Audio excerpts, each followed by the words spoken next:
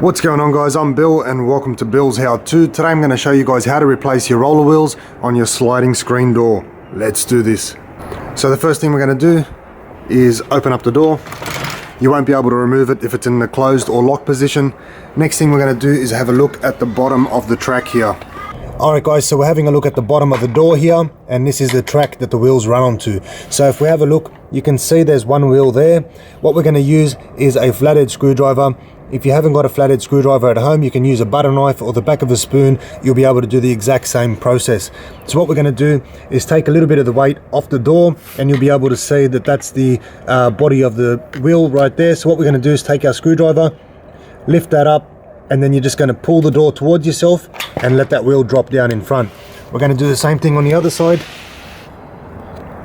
You can see the other wheel on this side here. Once again, take the weight off, lift up with the screwdriver and pull it out towards you. So now that we've got the base out, what we need to do is remove the whole door. So what we're going to do is just lift up a little bit, and we're going to walk the door out backwards, bringing out the bottom of the door out first. The reason for that is you can see the top of the door sits in the U-channel up on top, and we want to make sure that we've got enough clearance. So by pulling that out from the bottom first, we'll be able to get that out first.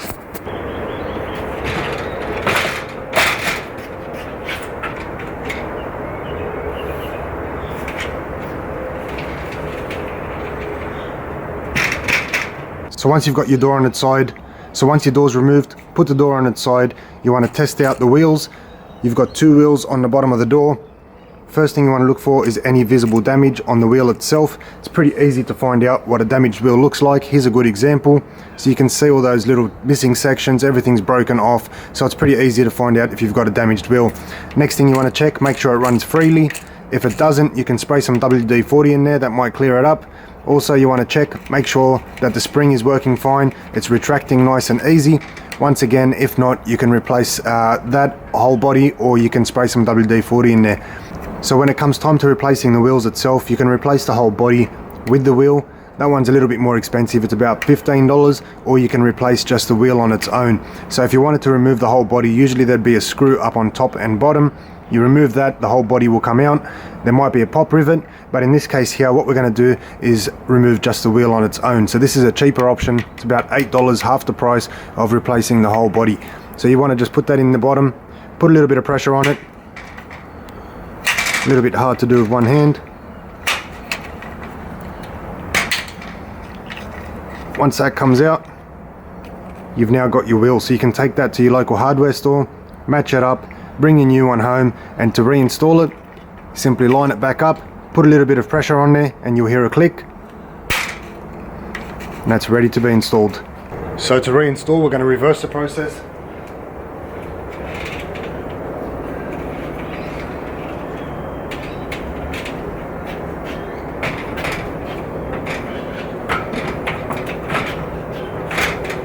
Top side gets lined up first,